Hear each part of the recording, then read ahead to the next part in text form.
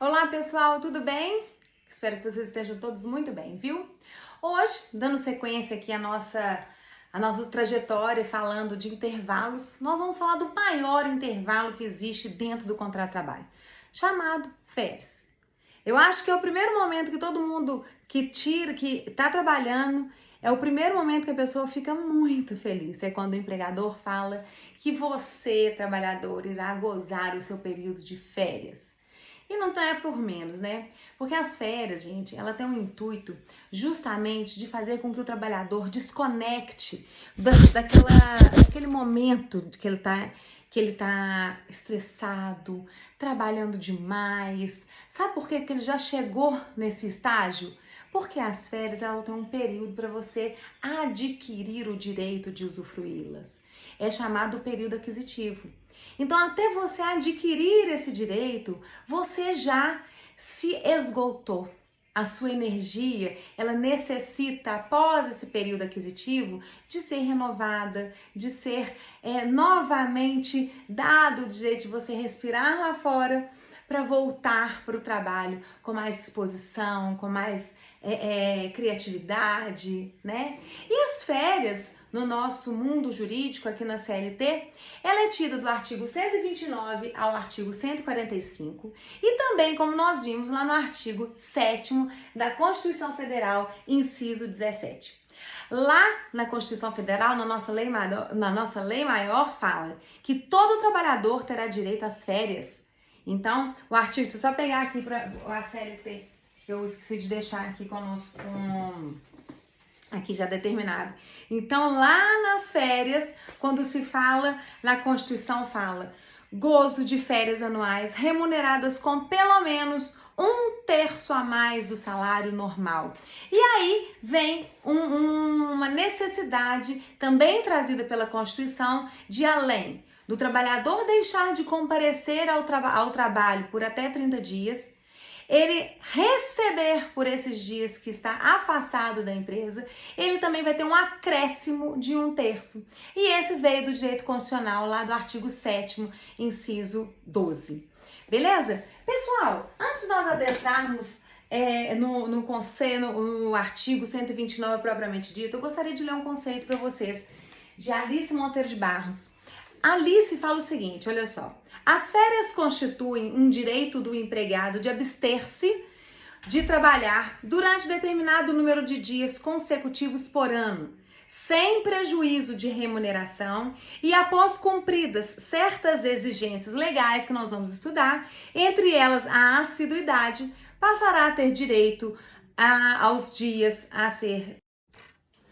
E aí, pessoal, o período de férias aqui corresponde ao descanso anual remunerado que o trabalhador tem o direito de usufruir desde que adquirido. Então, ele precisa adquirir o direito, é o que nós vamos ver agora em mesmo, como que se adquire o direito de tirar suas férias.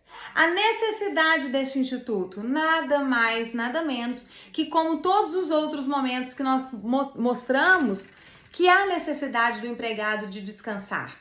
O descanso é uma obrigação tanto para o empregador de dar ao seu empregado, como uma obrigação do empregado de descansar. E aí, quando a gente fala a respeito da necessidade, ela é fisiológica, ela é psicológica, ela é econômica, ela é social. Nós já explicamos isso quando eu falei com vocês de repouso semanal remunerado, quando nós falamos dos repousos interjornada, intrajornada. Então são aquela obrigação que se tem, que se caso o empregado não tenha esse direito de desconectar, de renovar as suas energias, nem que seja por aqueles 15 minutos, por aquela 1 a 2 horas, por 30 minutos, por 11 horas, o descanso semanal remunerado de 24 horas mais 11, ele tem necessidade, o empregado precisa descansar. Para quê? Justamente para ele ter uma questão fisiológica muito mais avaliada, muito mais... Então, todos esses critérios fisiológicos, sociais, econômicos, que nós falamos em todos os outros intervalos já estudados, eles também estão inseridos aqui dentro do Instituto Férias. Pessoal, não esqueçam, por favor, que férias é uma obrigação legal do empregador dar para o seu empregado e uma obrigação legal também do seu empregado utilizar-se desse período para descansar. Nós vamos verificar um pouquinho mais para frente que caso o empregador dê férias ao seu empregado e esse empregado resolva fazer bico em outro local, ele pode ser inclusive demitido por justa causa. Sabe por quê? Porque ele não está atingindo o fim colimado que o legislador prevê. O legislador prevê, quando se fala de férias, é justamente o quê? Descanso, desconectar. Direito de descansar, direito de utilizar-se daquele não fazer nada e poder fazer o que você quiser, sem comando, sem desmando, sem injeção de saco. Esse aí é um momento onde que eu posso falar particularmente que é um momento que eu, como trabalhadora, depois do salário, né, gente, que é bom receber, mas férias é muito melhor que o salário, porque é um momento que você está com o salário, você recebe um terço a mais e ainda vai descansar. Olha aqui, natureza jurídica das férias, por isso que eu acabei de dizer a vocês, ela é irrenunciável, tá? Não se pode renunciar férias. Uai, Luciane, como é que você me conta a respeito da questão da venda de férias? Que eu já ouvi falar que pode vender férias. Pode, você pode vender até um terço de férias. Vou falar agora mesmo com vocês. Um terço. Isso significa que se você tiver direito a 30 dias, você pode vender 10. Os outros 20, obrigatoriamente você precisa descansar.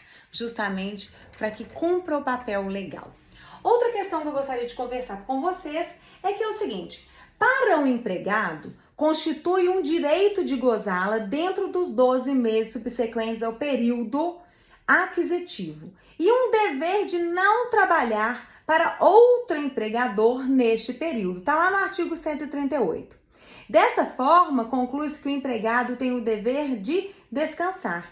E para o empregador, o que significa as férias para o empregador?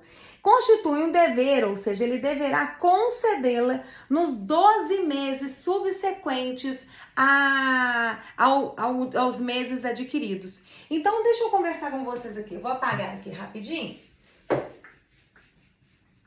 e vou ler com vocês o artigo 129. Depois nós vamos ler o 130. 129, pessoal.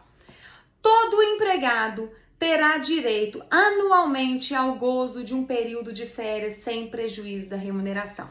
Ok, então nós estamos falando que ele tem direito anualmente ao período de férias. Artigo 130.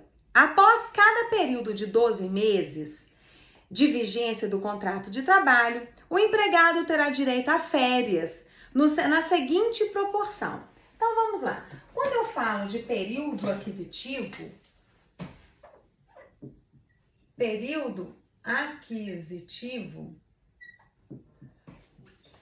e período concessivo, eu estou dizendo de 2 períodos do contrato de trabalho daquele funcionário. Vamos imaginar que o João começou a trabalhar no dia 20 de maio de 2018, tá? 20 de maio de 2018 foi a admissão do João. 20 de maio de 2018. Para ele ter direito a férias, prestem atenção, deixa eu ver se aqui fica melhor. Para ele ter direito a férias, João precisa trabalhar por 12 meses. Então vamos lá. 20 de maio de 2019. Não tem 12 meses aqui?